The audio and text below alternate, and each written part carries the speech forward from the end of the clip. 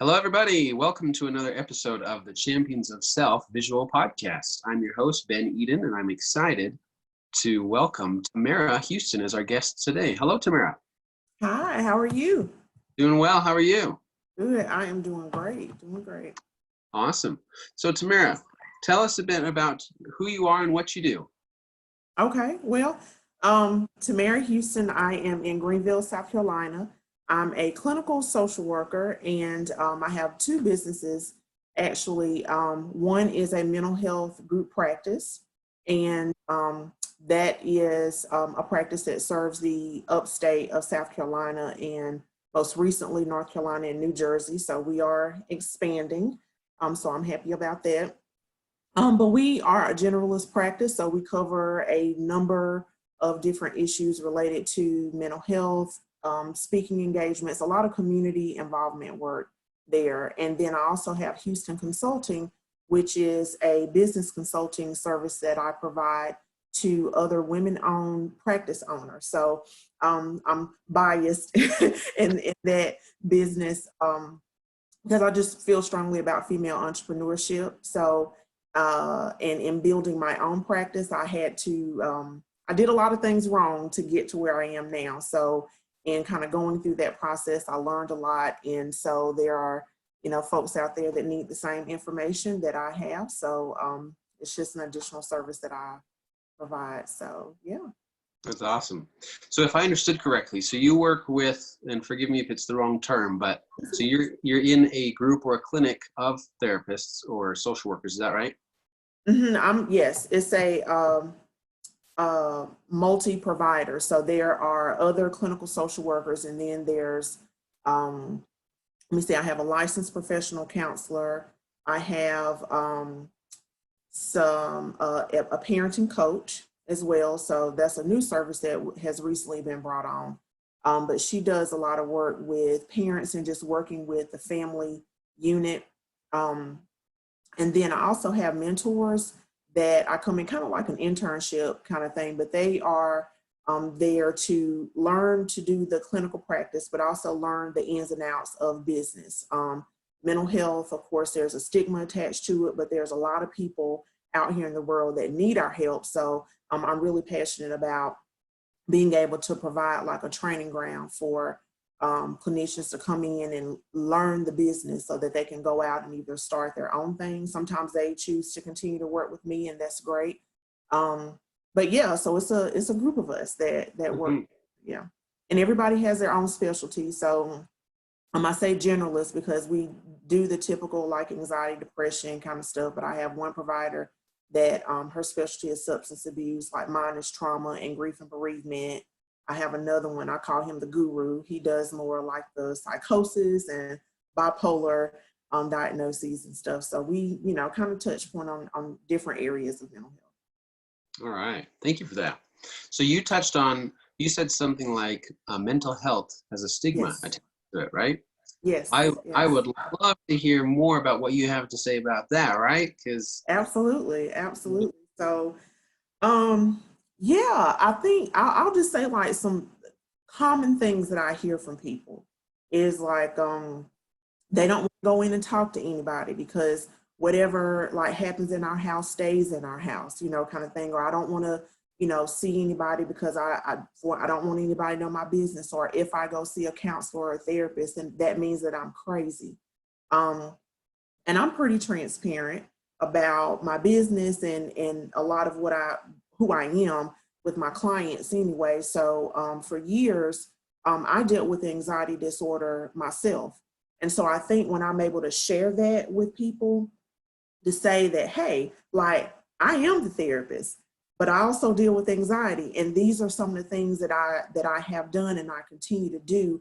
I think that helps to alleviate some of that concern that comes with it.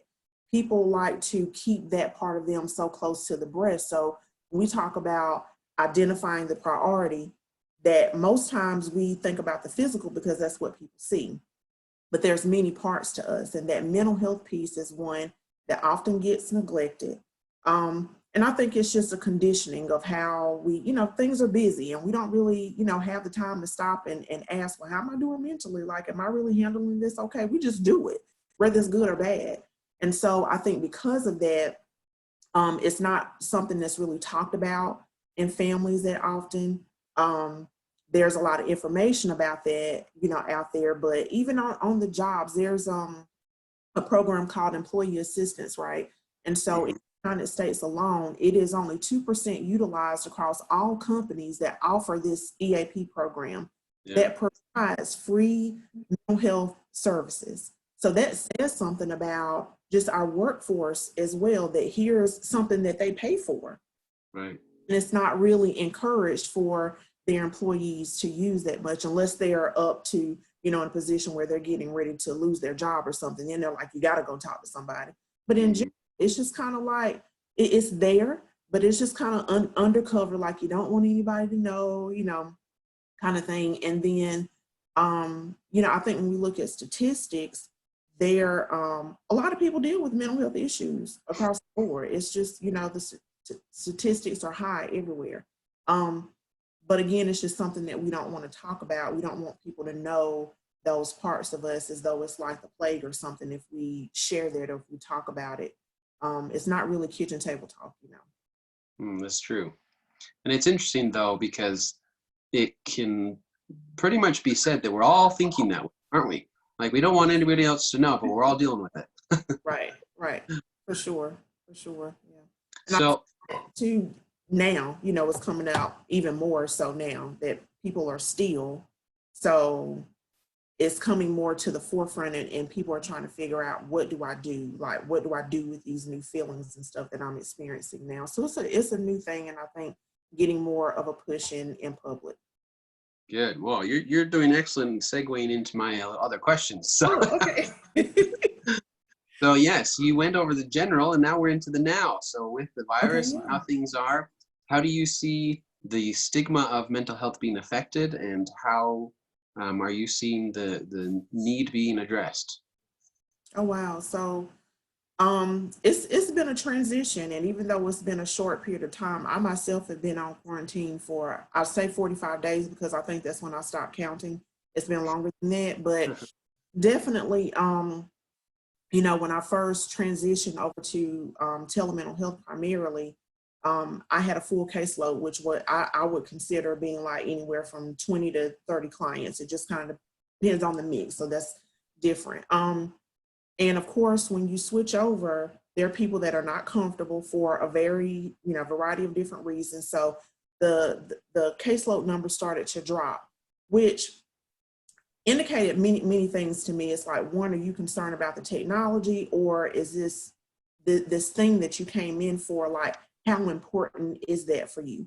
And then I had to kind of sit back myself, because I had to put a pause on things and think about the work of Maslow. So I'm not sure if you're familiar with that, or your audience is familiar with that, but it's the pyramid, and it's like divided up into, just, again, the different parts of us. But at the very base of that are just our basic needs: food, water, shelter, clothing. And at the very top is self-actualization. And I think when this pandemic hit, and, there are new rules and regulations about, stay at home, going to work, people really had to, whether they knew it or not, you had to go back and address that immediately, because now you're thinking about, well, what's going to happen with my job? I'm on furlough, and this furlough may lead to a layoff. Well, then how am I going to pay rent? How am I going to provide for food? So that there's a mental shift there that we didn't really acknowledge very well, I think. But it's just a matter of, it's survival of the fittest. How am I going to survive? And at the very basic core of us, that's where we go back to. If those things are not in place, it's hard to build off of that. So in my mind as a clinician, I thought, okay, we're in struggle mode. We're in survival mode right now. So to ask people to go there and be thinking about this higher level of thinking of, well, then what about the depression, the trauma history? How am I to address those things? It kind of became lower on the totem pole. When now, like I said, that we are fast forward about a good 2 months in, then I'm starting to get calls again. Last week was the first week I'd say that I've gotten more than, 2 calls for a referral. And in my practice, I'm getting like 2 or 3 calls every day. So week's time, you know, it went from every day to that's all the calls I'm getting during the week. But now the calls are like, I'm now being in a situation where I have to stay still. I don't have the distraction of being able to go out to work and just being in the busyness of life. So maybe I am dealing with depression. Maybe, you know, there is something there. I'm not coping with this as well as I thought I was, but I've been out here working 10, 15, 20 years. I thought I was doing okay. Well, now I'm in a space where I have to be more introspective, and these things are starting to kind of creep up. And I tell people in my clients that I work with all the time, if you kind of think about your person, your physical person as like a bottle, and you know, it only holds so much fluid. At some point, you're going to reach the top and it's going to cap out. And if you shake it up, it's either going to be an implosion or it's going to be an explosion. But either way, it's not going to be good. You know what I mean? And I think that's what happened with the pandemic. We got the shake up. Now people are like, well, what's going on? Like I'm feeling this stuff on the inside, or things are coming at me and I'm not dealing with them as well. And I need to figure out what's going on. So I think, you know, what we're seeing in the public now, there's more you know, studies and opinions coming out now about the next pandemic, which is going to be the mental health pandemic. This is traumatic in so many different ways for different reasons for people. And I think now we're starting to see people have a recognition of what that is going to look like, and they're really being forced to address their mental health issues, because it's going to show up. That's the thing. If this is all you got, it's going to show up in some kind of way. You may not recognize it when you get back into the business, but you are able to recognize it now in the quietness. Yeah, that's interesting. I hadn't heard that, but that's very interesting. Where you say people, you know, going through this pandemic at first, I like what you said about the bottom of the triangle, Maslow's pyramid, where they're just dealing with the basics and saying, hey, I got to worry about rent. But now that it's slowed down a little bit, maybe they haven't been at work for a little while. Now they've had time to be still and think about their mental health a bit. Let's talk a little bit more about the barriers to seeking help. And I know it's attached to stigma because over the years, it's just what we've come to understand about mental health, right? And so maybe some of them are, I don't know if it's a cost thing or if it's purely mindset, if it's fear that it won't work, if it's fear of admitting that you're broken. Let's just go into that a bit more, if you would. Yeah. Well, it's all of those things. It's all of those things. I would add to that list the correlation between our mental health and our spiritual health as well, and people feeling challenged sometimes in that way. In that, well, if I dig into this depression, or if I acknowledge this thing that's going on with me, then that means that my faith isn't strong. And so, you know, you have people trying to just maneuver around that, because that runs deep. You know what I mean? Like, I was going to church since I was raised in the church. You know what I mean? So imagine somebody dealing with these issues and thinking, well, this has been a part of my life for forever. And now the fact that I'm going to talk to somebody about it, like I should just be able to pray. Right. And prayer doesn't work. So then they're like, well, whatever they believe in, then it's like, well, why is this not working? So it brings up some additional issues. Definitely a cost barrier for one. I think people being at risk for losing their insurance benefits right now, that is another issue on top of that. But then we also dealing with the same people who didn't have insurance to start with, and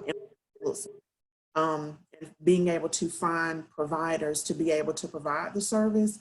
Either there's a lot of pro bono services out there, I will say that, and a lot of services that offer sliding scale, but people just don't know. They don't know what they don't know, so they don't know where to start to find the information. Is overwhelming. So it is, our job as helping professionals to make it easy for people to be able to provide these resources. So to find the resources. So like, using social media or whatever to advertise your services, or just share an article about something, just kind of makes it easier for people to get to the help that they need to get to.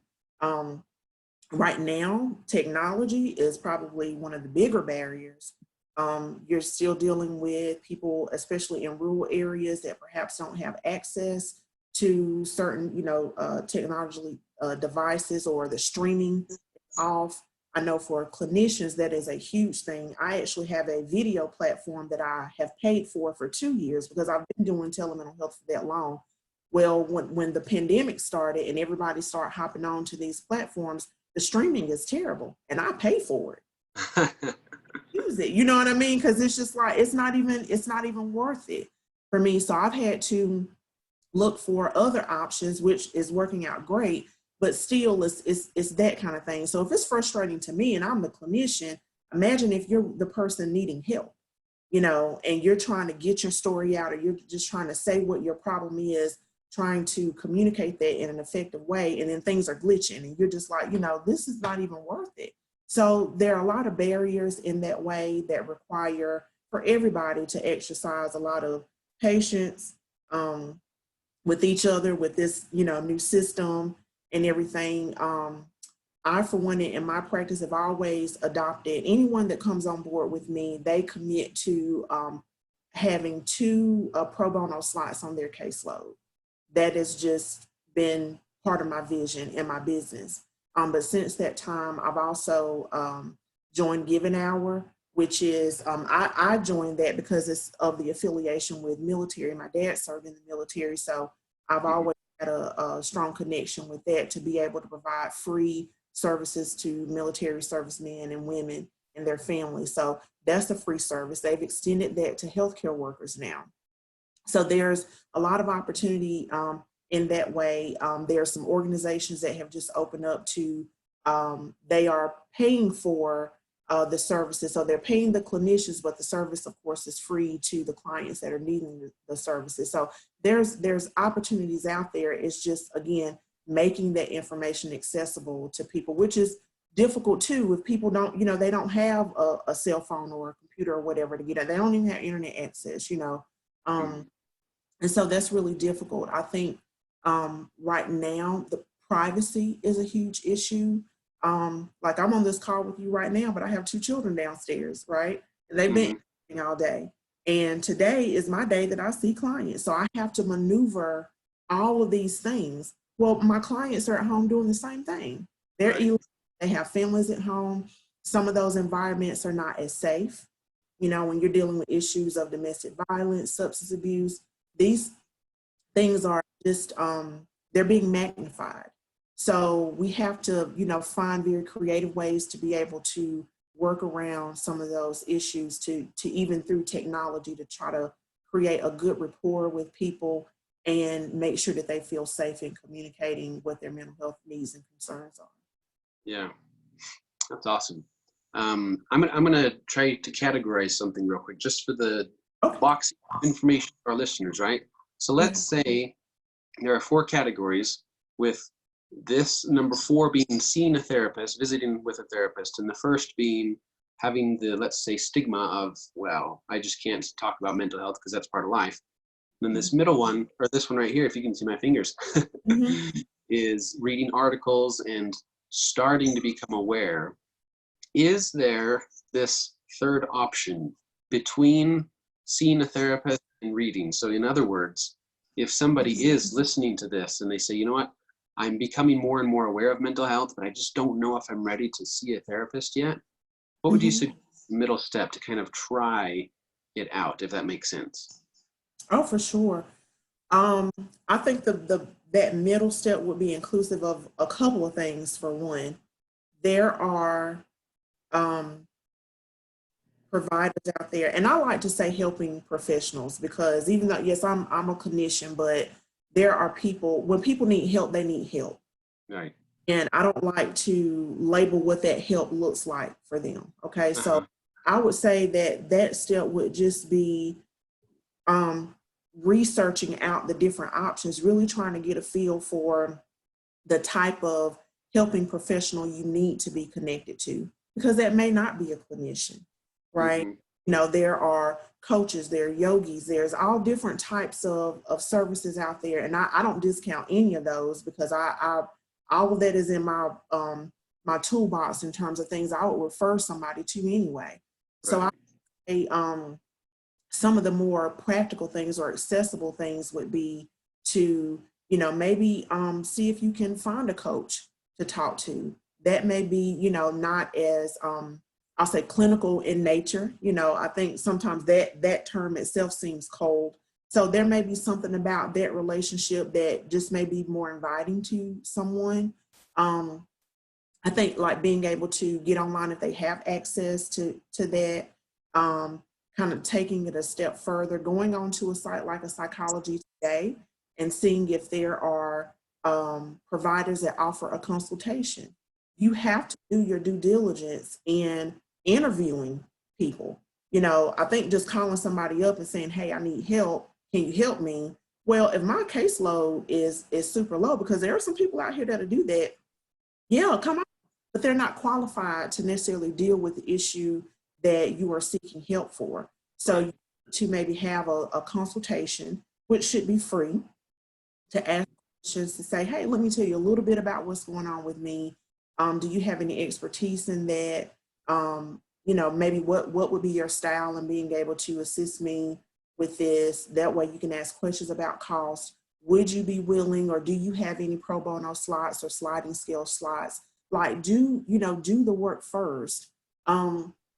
I think some things in the home that a person can do is something like just start journaling, start writing the things down. If I say for people, if they get nothing else from me, I really encourage people to find a way to ventilate in a healthy way. And that's kind of tapping into some kind of creative kind of thing, whether that is writing or dancing or listening to music or something like that. Like try something out like that first. If you're just kind of like, I don't know about it, those things are still therapeutic and cathartic in nature.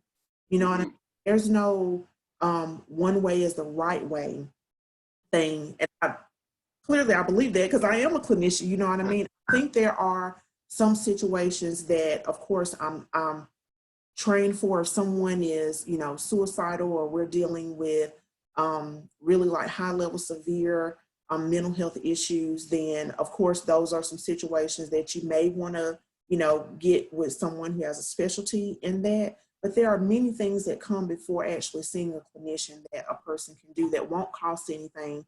And it's just you trying. And that way, if it does get to that point where you need to see a therapist, you've already added some things to your toolbox. Working with someone that works from a strengths-based perspective, that's where they're going to start with anyway. What's in your toolbox? Let's go through that and clean that out first and see what you got. Because you made it to this point somehow, and it wasn't just by chance. You got here some kind of way. So what were you already doing that helped to get you to this space where you were even able to make the phone call? So you already embody something. You already have some tools already. So I think it's just kind of going back to the drawing board, getting online, calling folks, seeing what they offer, asking for something for free. The worst thing somebody can tell you is no. Then you go to the next person on the list, okay? It's okay to do that. It's your mental health, so it's your responsibility to take care of that. And you don't want to be connected with someone that's going to lead you down the wrong path. Right. Wow, that's some good stuff. I think some specifics of what you said are going to be very helpful for some of these listeners. So thank you for all of that. Oh, of course, of course. In our last few minutes, since, in this podcast, we talk a lot about overcoming emotional pain. If you would give a brief, example of yours of how you overcame emotional pain and maybe some tools that could help our listeners. Absolutely. Yeah, when you asked me about this, I was like, geez, what am I gonna say? How about I'll just say it's nothing really specific, but I think just kind of looking over my life, like my childhood. I was a teenage parent. I had my son at 17. 2 days later, I turned 18 and I graduated. Went off to college, so life turned out well for me. But I often think about how, by all means, like I probably shouldn't have made it. I'm a statistic in so many different areas, grew up in, the projects. I recall many times my brother and I, we're able to laugh about it now, but at the time, it seemed fun, but it's sad. We would eat bologna rolls, and that's all we had, bologna rolls, and we'll put ketchup in the middle and roll it up. That's all we had. Wow. And so I remember those times as like a sadness and a heaviness, because I know that there are a lot of people that grew up in that same neighborhood, that grew up in that same town, and in different areas all over the world that have gone through that, and even worse, for sure. And I think for me, what helped me from an emotional standpoint is, for one, and this isn't so much emotional, I don't think, but my grandmother was a huge force, and she still is a huge force in my life. And just being able to see her, so I did have that role model in her. But I think innately, me being able to tap into my own strength. And so one of the things that I have always done, and I do now, may seem odd, but I'm looking for a no. I'm looking for a challenge, because for one, it humbles me in a way. When I was eating the bologna rolls, that was a no, right? When I was a teenage parent, that was a no. Graduating, that was a no. Those things should not, according to the world, those things were all no's. And so for me, I have taken that and allowed that to be my motivation now. So anytime somebody tells me no, like on the inside, it's like in my core, in the core of who I am, it kind of like gives me that feeling of, okay, I'm getting ready to show you. You told me no, or your behavior said no. So now I'm getting ready to show you. And it's probably me more trying to teach that little girl, like, you still got it, you made it through. But as an adult, it has really helped me to become the woman that I am, the wife, the mother, the business owner that I am. I wholeheartedly believe that if I did not have the struggles that I had, and the many things that I experienced in my childhood, that I would not be the person that I am today. And I, of course, still have faults, but I am a survivor, and I choose to persevere and keep going. And that is just me being able to tap into that that inner child and saying, okay, you got this. Somebody told you no, and that's okay, but you got this. It may not turn out or be in the same time frame that you would like for it to happen, but it's still going to happen, and you have it in you to make it happen. Right. Oh yeah, love what you said, and I like pulling principles out of what people say. So what I got is any of our tough situations, you can turn around and it can become a blessing to you, help you become who you are, right? And I liked what you said about your grandma and how she was a help to you. What I've learned is that isolation is an enemy to healing. So if we can reach out to others and just realize that, hey, people are around us for our help and for our benefit, then we'll heal a lot faster. Absolutely. Awesome. Well, Tamara, thank you. You shared some very valuable things with us, and we appreciate your time. To finalize, how can people connect with you on social media? Okay, awesome. So on Facebook as Renewal Life Counseling. Let me see, Instagram, it is Renewal Life _ RLC.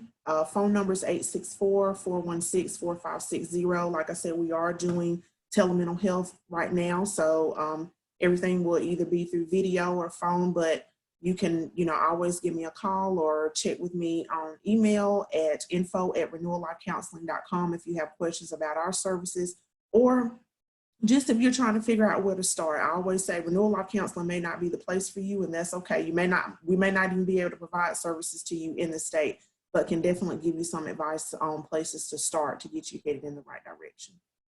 Perfect. Thank you for that. Awesome. All right. This has been another episode of our Champions of Self podcast. We're grateful to have had Tamara Houston with us, and we'll see you all next week. Awesome. Thank you.